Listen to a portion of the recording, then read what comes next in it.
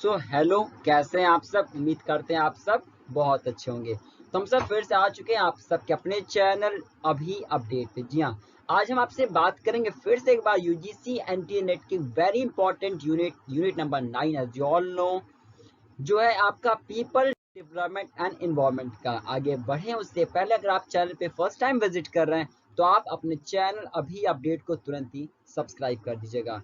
यहाँ पे आप सभी को मिलेगा सारी अपडेट्स जितनी भी हैं यूजीसी एनटीए नेट की। साथ साथ आप सभी की जो प्रिपरेशन होगी यूजीसी एनटीए नेट की वो भी बहुत अच्छी हो पाएगी। चलिए वन बाय वन हमने देखा था, पहले भी हमने डिस्कस कर चुके हैं कि सिस्टमैटिक तरीके से हम लोग चलना है और पेपर वन कंप्लीट आपको यहाँ पे लेक्चर्स दिए जाएंगे। स्टार्ट किया था मैंने पीपल डेवलपमेंट एनवायरनमेंट के साथ में।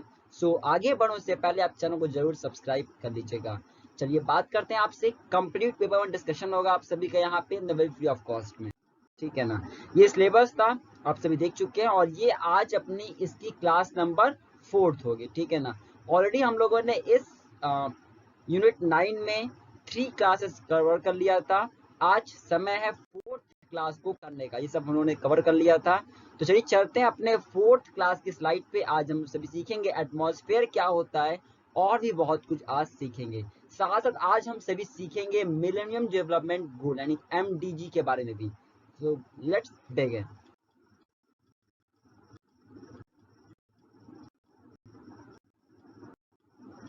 चलिए, तो यहाँ से हम कंटिन्यू करना आप सभी को।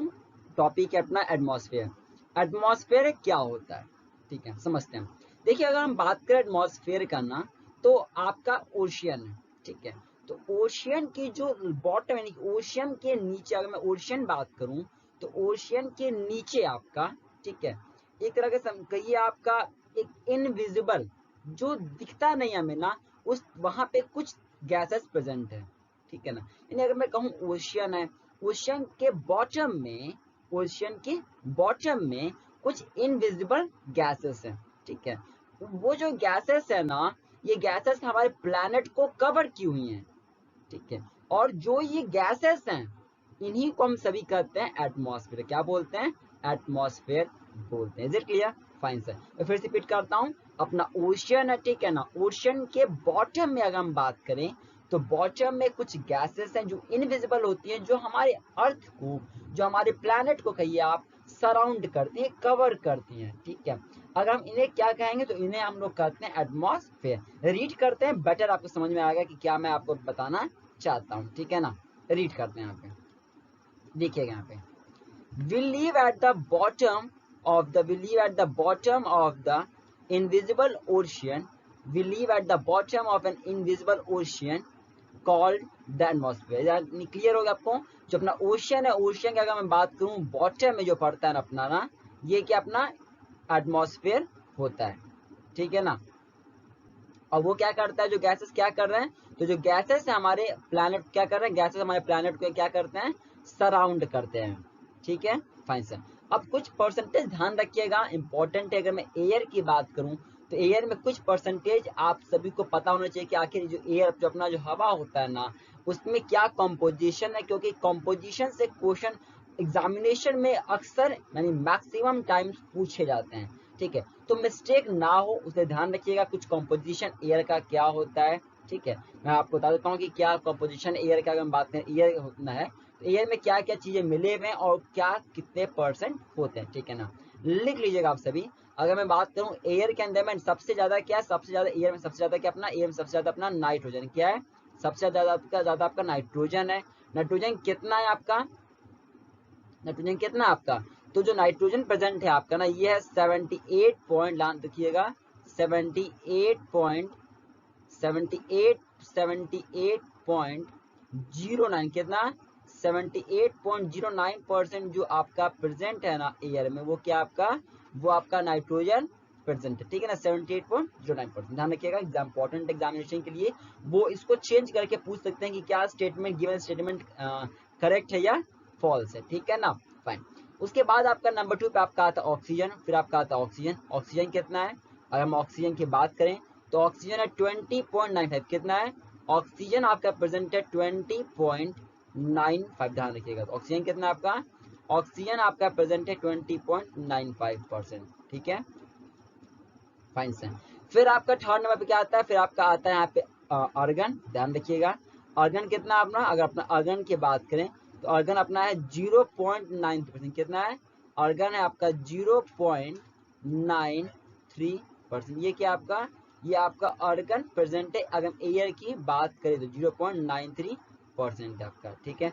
फिर लास्ट में आपका आता है CO2 यानी कि कार्बन डाइऑक्साइड। क्या आपका आता है लास्ट में आपका आता है कार्बन डाइऑक्साइड। कितना ऐसा है, तो अगर मैं CO2 की बात करूं तो CO2 आपका प्रेजेंट है 0. ध्यान रखिएगा 0.04% आपका CO2 प्रेजेंट है। वेरी वेरी इंपॉर्टेंट है, ध्यान रखिएगा। एग्जामिनेशन में ऑलरेडी ये आ चुका है कि कार्बन कितना होता है। कार्बन कितना होता है, कार्बन 0.04% है। ये बहुत इंपॉर्टेंट कंपोजिशन है कि कौन कितना होता है। ध्यान के नाइट्रोजन 78.09% होता है, ऑक्सीजन आपका फिर होता है 20.95% के साथ में। फिर आपका आता है यहाँ पे अर्गन जो 0.93% होता है। फिर आपका आता है कार्बन, ठीक है ना, यानी कार्बन डाइऑक्साइड बोल सकते हैं। तो कार्बन डाइऑक्साइड जो अपना होता है वो 0.04% अपना पाया जाता है। तो ये अपना कुछ कॉम्पोजिशन थे एटमॉस्फेयर की। सर एटमॉस्फेयर क्या होता है, हमने देखा पहले भी क्लास में, अपना ओशन है, ओशन के बॉटम में कुछ इनविजिबल गैसेस हैं जो हमारे पूरे प्लैनेट को सराउंड कर रही, पूरे प्लैनेट को कवर कर रही हैं। इन गैसेस को क्या बोलते हैं, इन गैसेस को हम सभी एटमॉस्फेयर बोलते हैं। Is it clear? Fine sir, चलिए आगे बढ़ते हैं जो हम सभी के यहाँ पे इंपॉर्टेंट है यहाँ पे, ठीक है ना। देखते हैं यहाँ पे डिफरेंट लेयर्स ऑफ एटमॉस्फेयर। अब अगर मैं एटमॉस्फेयर की बात करूं तो एटमॉस्फेयर में बहुत ज्यादा क्या लेयर्स हैं। एटमॉस्फेयर की मैं बात करूं तो एटमॉस्फेयर में बहुत सारे लेयर्स हैं, ठीक है ना, बहुत लेयर्स हैं, ठीक है। आप देखिए कोई भी चीज देखिएगा तो बहुत लेयर्स होते हैं ना, लेयर बाय वन होता है, फिर सेकंड लेयर होता है, फिर थर्ड लेयर होता है, फिर फोर्थ लेयर होता है। तो वैसे अगर मैं एटमॉस्फेयर की बात करूं तो एटमॉस्फेयर में भी कुछ लेयर्स होते हैं, ठीक है। जो सबसे छोटा, जो सबसे लोएस्ट आपका यहाँ पे जो सबसे जो आपका लोएस्ट होता है ना, वो क्या होता है आपका, ध्यान रखिएगा।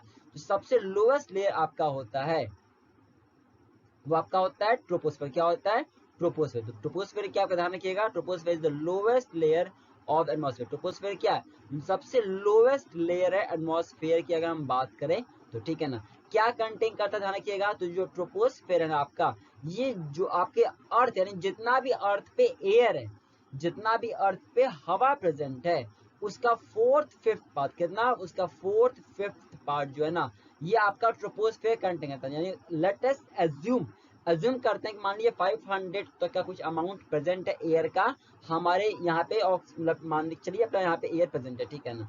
तो 500 में 400 कहाँ पे होगा, वो ट्रोपोस्फेयर में होगा। फाइन, क्लियर हो गया? यस सर, मैं आपको सिर्फ एग्जांपल दे रहा हूँ कि क्या अगर ऐसा हुआ तो क्या कुछ होगा। बात समझ रहे ना?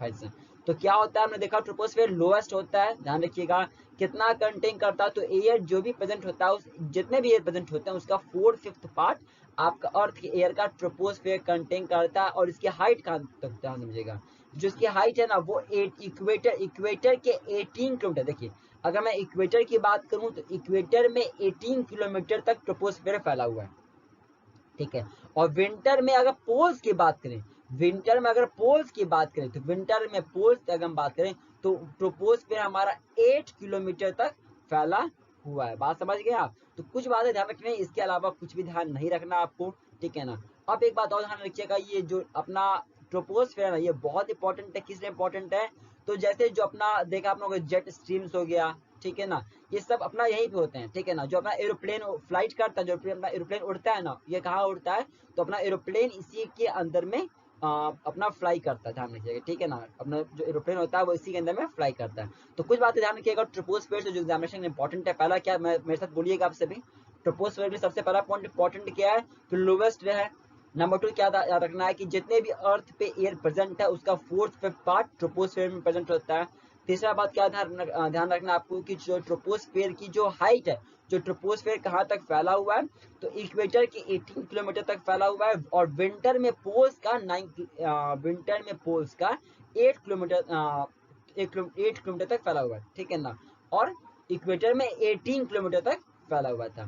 कोई बातें और ध्यान रखना आपको यहाँ पे कि ट्रोपोस्फेयर ऐसा लेयर होता है जहाँ पे आपका जो जेट स्ट्रीम्स हो गया या जो एरोप्लेन्स हो गए वो यहाँ पे फ्लाई करती हैं बहुत ही तेजी से, बहुत ही अच्छे स्पीड से इस लेयर में की फ्लाई कर सकती हैं, ठीक है ना। कुछ बातें और ध्यान किया, कुछ बातें और जो इम्पोर्टेंट है यहाँ सब सभी के लिए। जो आपका ये लेयर होता है ना, ये जो लेयर, ये हीट जो गर्मियाँ होती है ना, जो अर्थ है, ठीक है ना, तो उसकी जो लेयर्स होती है ना, उनकी भी चीजों को ये रिफ्लेक्ट करता है। मैं आपको समझाता हूँ। आपने कभी सुना है ग्रीन हाउस गैसेस के बारे में, ग्लोबल वार्मिंग? ग्लोबल वार्मिंग क्या से होता है? जैसे मान लीजिए आपका ये सन है, ठीक है, आपका ये सन है, ठीक है, तो ये जब सूरज की रोशनी आपकी जब अर्थ पे पड़ती, मान लीजिए कि आपके सन की रेसेस है, सबकी आपके सन की क्या है, आपकी सन की रेसेस है, ठीक है ना, सन की अपनी रेसेस है, ठीक है ना, और ये अपना ये अर्थ है अपना, देखिए अर्थ अपना, ठीक है ना, अर्थ अपना फ्लैट तो है नहीं अपना, ठीक है ना।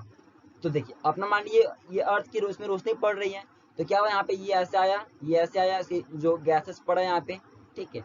तो देखिए अगर सारे जितने भी हीट, जितने भी इसमें रेस आ रहे हैं, सब चले जाएंगे ना, तो बहुत ठंड हो जाएगा, बहुत कोल्ड हो जाएगा टेम्परेचर। बात समझ रहे मेरी? बहुत ठंडा हो जाएगा। जैसे मान लीजिए टेम्परेचर आपका चला जाएगा माइनस के अंदर में, अगर सारे रेस चले गए तो। और ठीक है, और सारे रेस अगर यहाँ पे रह जाएंगे तो बहुत गर्मी हो जाएगी, बहुत हार्मफुल ऐसे भी है। तो कितना अमाउंट को रखना है, क्या नहीं करना है, ठीक है। तो ये जो लेयर होता है ना, ये सब चीजों को देखता है, मेरी बात समझ रहे? तो ये जो लेयर है ना, ये लेयर एब्जॉर्व करता है, जो हीट है उसको एब्जॉर्व करने का, सही काम करने का, चीजों को सब काम ये इसी लेयर के अंदर में हमारा होता है। Is it clear? Fine sir. चलिए चलिए अब बात करते हैं यहाँ पे हम सभी यहाँ पे कि स्ट्रेटोस्फीयर क्या होता है। ये अपना पहला लेयर हो गया, ठीक है ना। फिर अपना नंबर 2 अपना होता है स्ट्रेटोस्फीयर। समझते हैं आखिर ये स्ट्रेटोस्फीयर अपना क्या होता है, ध्यान रखिएगा, ठीक है ना। स्ट्रेटोस्फीयर की क्या बात है, क्या स्ट्रेटोस्फीयर की कहानी है, जो हम सभी को समझना, ध्यान रखिएगा। तो देखिए जो ट्रोपोस्फीयर की बाउंड्री है, जिस जगह पे ट्रोपोस्फीयर आपका समाप्त, जहां पे ट्रोपोस्फीयर आपका एंड होता है ना, तो वहां से आपका स्ट्रेटोस्फीयर उसकी स्टार्टिंग होती है, ठीक है ना। और ये कहाँ तक फैला है, लगभग ये 50 यानी 50, अर्थ है ना, अर्थ का जो सरफेस है, जो अर्थ की जो पृथ्वी, जो अपनी पृथ्वी की जो जमीन है अपना, तो इससे 50 किलोमीटर तक जो फैला हुआ है ना रेंज में, वो आपका स्ट्रेटोस्फीयर, क्या आपका वो स्ट्रेटोस्फीयर है। कहाँ पे है ये आपका, तो ट्रोपोस्फीयर के ऊपर पाया जाता है। ध्यान रखिएगा कहाँ तक फैला हुआ, तो अर्थ जो सरफेस है हमारा, अर्थ सरफेस के 50 किलोमीटर तक जो फैला हुआ है हमारा ना, ये स्ट्रेटोस्फीयर हमारा होता है। क्लियर है? यस सर, ध्यान रखिएगा। और अब ध्यान रखिए यहाँ से इंपॉर्टेंट क्या है, जो आपने कभी सुना, बहुत बार आपने सुना होगा अल्ट्रा वायलेट रेस, सुना आपने? अल्ट्रा वायलेट रेस सुना है ना आपने? जी सर। तो अल्ट्रा वायलेट रेस के बारे में अगर कुछ भी आता है ना, तो वो सब कुछ यहाँ पे होता है। तो देखिए एग्जामिनेशन में ना यहाँ से एप्लीकेशन बेस्ड क्वेश्चन आते हैं, ठीक है ना, ध्यान रखिएगा। तो जैसे एप्लीकेशन बेस्ड मतलब क्या, जैसे पूछा जा सकता है क्वेश्चन की ट्रोपोस्फीयर में क्या इंपॉर्टेंट है, तो ट्रोपोस्फीयर में क्या है, वहाँ पे एरोप्लेन फ्लाई कर सकती है, ठीक है ना, अच्छे स्पीड से फ्लो कर सकती है। और स्ट्रेटोस्फीयर में क्या होता है, तो अल्ट्रा वायलेट रेस के कुछ भी अगर क्वेश्चन आ गया ना, आप टिक करिएगा स्ट्रेटोस्फीयर को। समझ गए बात? क्योंकि यहाँ पे सब काम इसका होता है। क्लियर है? फाइन सर, इतना आप लोग इंपॉर्टेंट है स्ट्रेटोस्फीयर की अगर मैं बात करूं, ठीक है ना। स्ट्रेटोस्फीयर ध्यान रखिएगा ये इंपॉर्टेंट है लाइफ को सर्वाइव करने के लिए, बहुत ही क्रूशियल अगर कुछ है तो ध्यान रखिएगा। स्ट्रेटोस्फीयर बहुत ही इंपॉर्टेंट होता है, बहुत ही क्रूशियल होता है लाइफ के लिए। अर्थ पे कितना लाइफ रहा है, कितना लाइफ नहीं रहेगा, ये सब कुछ यहीं पे होता है। बात समझ रहे ना? क्यों? क्योंकि देखिए प्रिवेंट करना, रोकना, अल्ट्रावायलेट रेस आ रहे हैं तो उसको रोकना, ठीक है ना, वरना अगर अल्ट्रावायलेट रेस चले जाएंगे अर्थ पे, ठीक है। देखिए जाते तो ऐसे ही बन जाएंगे, अगर ज्यादा चले जाएंगे, एब्रेंट अमाउंट में चले जाएंगे ना, तो फिर प्रॉब्लम हो जाएगी। जैसे प्रॉब्लम क्या होगी सर, स्किन कैंसर हो गया, मतलब बहुत तरह के प्रॉब्लम हो सकते हैं। तो नहीं भेजना, उसको रोकना अल्ट्रावायलेट रेस को, कहाँ पे होता है, सब चीज हमारे स्ट्रेटोस्फीयर के अंदर में ही होते हैं। फाइन, यस सर, आगे बढ़ते हैं। मेमोस्फेयर समझता है कि अपना मेमोस्फेयर देखिए क्या होता है अपना, देखिए। तो अब मेमोस्फेयर क्या है, देखा देखिए 18 किलोमीटर तक कहाँ पे था, 18 किलोमीटर था आपका ट्रोपोस्फेयर में। 18 किलोमीटर से 50 किलोमीटर कहाँ तक है आपका, आपका वो है स्ट्रेटोस्फेयर में।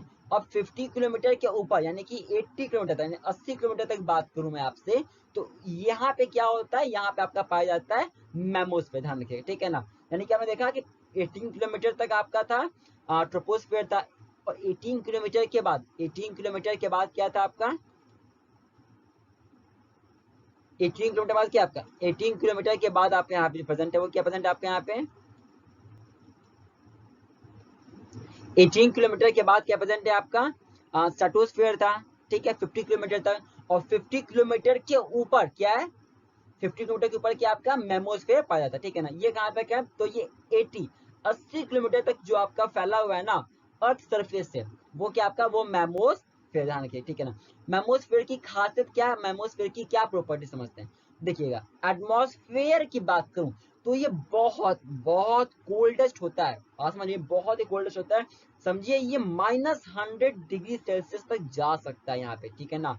ये बात ध्यान रखिए, बहुत ही कोल्डेस्ट होता है, आप कह सकते हैं यहाँ पे, ठीक है ना, बहुत ही कोल्डेस्ट टेम्परेचर होता है मेमोस्फेयर की बात करें तो, ठीक है।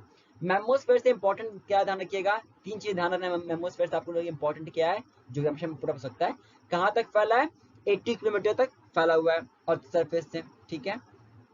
दूसरा क्या कि टेम्परेचर बहुत लोवेस्ट होता है, ये गिर सकता है, डिप कर सकता है -100 डिग्री सेल्सियस तक में, ठीक है। तीसरा बात क्या ध्यान रखना है कि जो आपने देखा ना शूटिंग स्टार्स हो गया, तो शूटिंग स्टार्स ये सब जो चीज अपनी होती है ना, सब चीज अपने यहाँ पे होती है, ठीक है ना, ध्यान रखिएगा। जो अपना शूटिंग स्टार की जो अपनी चीज होती है ना अपने यहाँ पे, वो अपने कहाँ पे होती है, जो शूटिंग स्टार की जो अपनी चीजें होती है ना, वो अपना मेमोस्फेयर में ही पाया जाता है। तो शूटिंग स्टार कहाँ पे होता है, शूटिंग स्टार आपका इसी लेयर में पाया जाता है, ध्यान रखिएगा। फिर अपना होता है आयनोस्फेयर, अपना फोर्थ क्या अपना, तो जो अपना फोर्थ लेना वो अपना होता है आयनोस्फेयर, बहुत दूर तक फैला हुआ है, बहुत दूर तक, ठीक है ना, समझिए बहुत दूर तक फैला हुआ है। अर्थ सरफेस से 690 किलोमीटर तक जो फैला हुआ है ना आपका, ये आयनोस्फेयर क्या है, आयनोस्फेयर, और ये बहुत थिन है, बहुत ही ज्यादा थिन आप कह सकते हैं, ठीक है ना। ये थिन क्या, बहुत ज्यादा थिन है, ध्यान रखिएगा। कहाँ तक फैला हुआ है, 690 किलोमीटर तक अगर कोई फैला हुआ है ना आपका, तो वो आपका आयनोस्फेयर, ध्यान रखिए, ठीक है ना। आयनोस्फेयर में आपको बस 2-3 चीजें ध्यान रखना है, पहला क्या 690 किलोमीटर तक फैला हुआ है, दूसरा क्या है बहुत एक्सट्रीमली थिन होता है, ध्यान रखिएगा, ठीक है ना। जनरली कहिए ना तो ये बहुत ही बाहरी होता है। अब ध्यान रखिएगा, जो आपने देखा ना कभी इलेक्ट्रिसिटी कंडक्ट होती है, देखा आपने ना कभी बारिश के समय क्या होता है, देखा आपने कभी बिजली कड़कती है, देखा हो ना आपने कभी, तो वो कहाँ पे होता है, वो आपका आयनोस्फेयर में होता है, ध्यान रखिए कहाँ पे, आयनोस्फेयर में। तो जो इलेक्ट्रिसिटी की जो चीज होती है ना, वो कहाँ पे होती है, वो आपकी होती है आयनोस्फेयर में, ठीक है ना। बात समझ गए, कुछ बातें ध्यान रखना क्या है आप पे, आयनोस्फेयर में 690 तक फैला हुआ है, बाहरी होता है, थिन होता है, और जो इलेक्ट्रिसिटी कंडक्ट जो आपकी जो बिजली करती है आपकी, वो कहाँ पे होती है आपकी, वो आपका आयनोस्फेयर में अपना होता है, ठीक है ना। कोई बात ध्यान रखिएगा कि ये जो अपना आयनोस्फेयर होता है ना, ये फर्दर थोड़ा सा और डिटेल में जाएंगे तो वैसे आप लोग इंपॉर्टेंट नहीं है, बट मैं आपको बता देता हूँ। जो आपका आयनोस्फेयर ना, अगर आयनोस्फेयर को आप ब्रोक करेंगे तो ये अलग अलग लेयर्स में बटा हुआ है, जैसे डी में, ई में, F1 में एंड F2 में, ऐसे ये आपका थोड़ा सा डिवीजन भी किया गया, ध्यान रखिएगा, ठीक है ना। जो अपना जो डी ले रहा है ना, देखिए सबसे नीचे क्या है, देखिए सबसे नीचे क्या आपका, सबसे नीचे क्या लिखेगा, सबसे नीचे आपका डी है, सबसे नीचे क्या आपका, सबसे नीचे डी आपका। तो जो सबसे नीचे जो लोअर डी है ना, ये एब्जॉर्ब करता है, मतलब कि जितना आप लेयर नीचे जाएंगे ना, उतना ज्यादा फ्रिक्वेंसी रेडियो वेव का ये लेता है, मेरे बात समझ रहे हैं। जैसे अगर आप डी पे आएंगे तो ये इनकी हाई फ्रिक्वेंसी होगी रेडियो वेव्स को एब्जॉर्ब करने का, ई पे आएंगे तो थोड़ा सा कम होगा, मेरी बात समझ पा रहे हैं, यस सर, ठीक है ना, ध्यान रखिएगा, इतना आप लोग इंपॉर्टेंट है। अगर इस स्लाइड से मैं बात करूँ तो ध्यान रखिएगा, मेमोस देखिए फिर से क्विकली रिपीट करते हैं। ट्रोपोस्फेयर की इंपॉर्टेंट है, ट्रोपोस्फेयर में एरोप्लेन उड़ता है, कहाँ तक फैला, 18 किलोमीटर तक फैला। विंटर में पोल्स में 8 किलोमीटर तक फैला। फिर आपका आता है स्ट्रेटोस्फेयर, कहाँ तक फैला, 50 किलोमीटर तक फैला। क्यों खास है, क्यों इंपॉर्टेंट है, अल्ट्रा वायलेट रेस वहां पे सब चीजें होती हैं, ध्यान रखिएगा, कहाँ तक फैला था, 50 किलोमीटर तक फैला था। तीसरे पे क्या आता है, मेमोस्फेयर, क्या इंपॉर्टेंट है, मेमोस्फेयर में कहाँ तक फैला, 80 किलोमीटर तक आपका मेमोस्फेयर आपका फैला, ठीक है ना। ध्यान रखिएगा, मेमोस्फेयर कहाँ तक फैला आपका, मेमोस्फेयर आपका 80 किलोमीटर तक फैला आपका, ठीक है ना। क्या है ये, कोल्डेस्ट, बहुत ही ठंडा होता है। क्या टेम्परेचर होता है, ये -100 डिग्री सेल्सियस तक अपना डिप कर सकता है, गिर सकता है, ध्यान रखिएगा, ठीक है ना। शूटिंग स्टार, शूटिंग स्टार कहाँ पे होता है, शूटिंग स्टार आपका यहाँ पे होता है, ठीक है ना। फिर अपना आता है आयनोस्फेयर, आयनोस्फेयर क्या होता है आपका, तो ये 690 किलोमीटर तक फैला हुआ था, ठीक है ना, बहुत ही थिन होता है। जो बिजली करती है, जो आपका इलेक्ट्रिसिटी होता है, वो कहाँ पे आपका होता है, वो आपका आयनोस्फेयर के अंदर अपना होता है, ठीक है ना। आयनोस्फेयर क्या आपका, तो ये इलेक्ट्रॉन्स फ्री है, ये आपका इलेक्ट्रॉन्स फ्री होता है, ध्यान रखिएगा, ठीक है ना। अच्छा, और क्या हमने देखा यहाँ पे, हमने देखा कि जो ये कुछ लेयर्स में फर्दर बटी होती हैं, जैसे डी लेयर, ठीक है ना, डी लेयर अपना हो गया यहाँ पे, ई लेयर अपना हो गया, F1 अपना हो गया, F2 अपना लेयर होता है, इससे कुछ अपना बटी होती है, ठीक है ना। तो सबसे लोअर होता है वो डी होता है, जो higher frequency and radio waves को लेता है। क्लियर, इतना बस ध्यान रखना आपको, यहाँ से मैं बात करूँ तो, ठीक है ना। आगे देखते हैं, जो अपना फिफ्थ है, ठीक है ना। तो देखते हैं आप अपना मिलेनियम डेवलपमेंट एंड गोल्स के बारे में, चलिए समझते हैं आखिर ये क्या अपना होता है मिलेनियम डेवलपमेंट एंड गोल्स, बहुत इंपॉर्टेंट है, मोस्ट इंपॉर्टेंट अगर टॉपिक में कहूँ एग्जामिनेशन पॉइंट ऑफ व्यू से, तो वो आपका है ये millennium development and sustainable development goals, समझ रहे हैं बात। देखिए होता क्या है क्या इसके अंदर में, टोटल ओवरऑल 8 गोल्स बने किसके अंदर में, मिलेनियम डेवलपमेंट के अंदर में, एंड 17 गोल्स बने सस्टेनेबल एसडीजी का, ये आप सिंपल शब्दों में कहें तो, ठीक है ना। अब क्या होता है मैं थोड़ा सा आपको बताता हूँ यहाँ पे, वैसे मैं फर्दर अगली क्लास में उसको डिटेल में डिस्कस करेंगे, ठीक है ना, क्या क्या कुछ है समझिए। यहाँ पे देखिए पहले हम बात करते हैं आखिर मिलेनियम डेवलपमेंट गोल्स में, जिसे हम सभी एमडीजी कहते हैं, आखिर क्या होता है, ठीक है, थोड़ा सा इंट्रो आज हो जाए। देखिएगा था क्या ना, पहले की बात है 2000 में, कब, सितंबर 2000 में हमने बनाया था एक मिलेनियम डेवलपमेंट गोल्स, ठीक है सर। किसने बनाया था, इंडिया ने बनाया था कि अमेरिका ने बनाया था, ना ना, ना इंडिया ना अमेरिका, यूएन। किसने, यूएन। कौन है सर, यूएन, यूनाइटेड नेशन, ठीक है ना। तो यूनाइटेड नेशन ने सितंबर 2020 में यानी कि 2000 में आपका बनाया गया था मिलेनियम डेवलपमेंट गोल्स। सर क्यों बनाया गया था ये बताइए फटाफट। बहुत सारे प्रॉब्लम्स आ रहे थे, कुछ ऐसे प्रॉब्लम्स जिनको फेस करना जरूरी हो गया था सभी के लिए, ठीक है ना, उसे ओवरकम पाने की बहुत ज्यादा इंपॉर्टेंट थी। रिसोर्सेस की चीज को लेके, पॉवर्टी को देखते हुए बहुत ऐसी चीजें थी जिसको देख के लगा, ठीक है ना, at the same point of time, at the same time environment को भी देखते हुए एट द सेम टाइम लगा कि कुछ होना चाहिए जिससे जिससे डेवलपमेंट हो पाए, इन्वायरमेंट भी डेवलप करे और सभी लोग भी डेवलप करें, ठीक है ना। तो कब किसने बनाया, यूनाइटेड नेशन ने 2000 में, ध्यान रखिएगा, ठीक है ना। मीटिंग क्या हुई, कब हुई, उसको डिस्कस करेंगे फ्यूचर में आने वाले क्लासेस में अपना, ठीक है ना। तो यूनाइटेड नेशन इसको बनाए, ठीक है ना। तो ध्यान रखिएगा मिलेनियम डेवलपमेंट गोल्स के अंदर में कितने गोल्स हैं, कितने गोल्स हैं, ध्यान रखिएगा इसके अंदर में 8 गोल्स हैं, ठीक है। कितने गोल्स अपने यहाँ पे, 8 गोल्स हैं।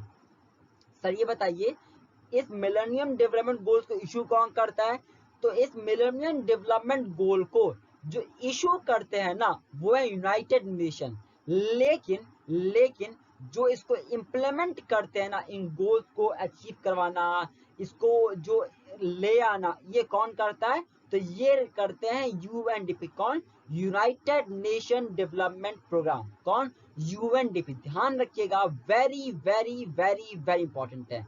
मिलेनियम डेवलपमेंट कब आया, 2000 में आया, ठीक है ना। किसने लाया, यूनाइटेड नेशन ने लाया। किस बेसिस पर आया, ठीक है, यानी कि कौन इस गोल्स को इंप्लीमेंट करवा रहा है, तो UNDP, United nation development programme ने इसको लाया। सर इसका हेडक्वार्टर कहाँ पे, न्यूयॉर्क में। कहाँ पे, न्यूयॉर्क में। मिलेनियम डेवलपमेंट गोल्स की मैं बात करूं तो ये 2000 में आया और कब तक चलना था इसको, इसको चलना था 2015 तक इसको चलना था।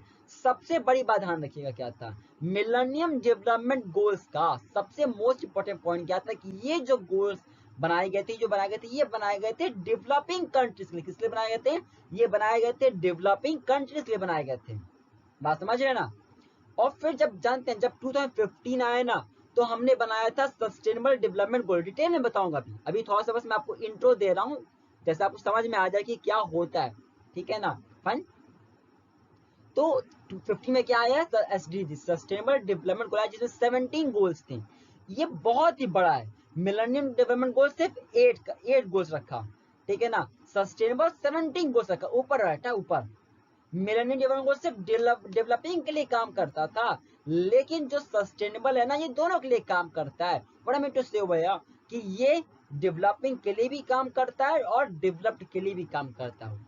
बात समझ रहे हैं कितना अंतर है। लेकिन कौन इशू करता है दोनों को, दोनों को इशू यूनाइटेड नेशन करता है, ठीक है ना। इंप्लीमेंट कहां से कैसे हुआ, UNDP, United nation development programme ने किया। मैं क्यों रिपीट करता हूं, बस इतना ही रखूंगा बस क्लास को, कल हम लोग डिस्कस में डिटेल में देखेंगे क्या होता है इसके बारे में, ठीक है ना। ध्यान रखिएगा इसको बारे में डिटेल में। कब आया, 2000 में आया। किसने, कौन इशू करता है, अपना इशू करता है यूनाइटेड नेशन। कितने गोल्स हैं मिलेनियम में, 8 गोल्स हैं। सस्टेनेबल में कितने हैं, 17 है। मिलेनियम डेवलपमेंट गोल्स कब आया, 2000 में आया। सस्टेनेबल कब आया, 2015 में आया। मिलेनियम डेवलपमेंट गोल कब तक चलेगा, कब तक चला, 15 तक चला। सस्टेनेबल डेवलपमेंट गोल्स कब तक चलेगा, 2030 तक चलेगा, ठीक है ना, क्लियर है। मिलेनियम डेवलपमेंट गोल्स किसके लिए है? डेवलपिंग कंट्रीज के लिए था। सस्टेनेबल डेवलपमेंट गोल्स किसके लिए है? Developing country plus developed country दोनों के लिए है। इतना ही मैं रखूंगा वैसे आज, और कल डिटेल में और डिस्कस करेंगे इसके बारे में कि क्या होता है मिलेनियम एंड क्या होता है सस्टेनेबल डेवलपमेंट गोल, क्या गोल्स हैं, कितने टारगेट्स हैं, आखिर क्या क्या गोल्स हैं। क्योंकि एग्जामिनेशन में एक बार क्वेश्चन आ चुका है, टफ हो चुका है ऐसे कि आपको अरेंज करने के लिए कि कौन सा पहले चाहिए गोल्स, कौन सा गोल्स बाद में चाहिए। तो इंपॉर्टेंट है कि आप गोल्स को याद कर पाए। ठीक है, so bye bye, take and all the very best for future. आगे क्लास को ओवर के उससे पहले अपना फीडबैक जरूर दीजिएगा कि आखिर आपको क्लास कैसा लगा। ठीक है ना, वीडियो को लाइक जरूर कर दीजिएगा, न्यू चैनल को सब्सक्राइब भी कर दीजिएगा। Bye bye, take and all the very best for future.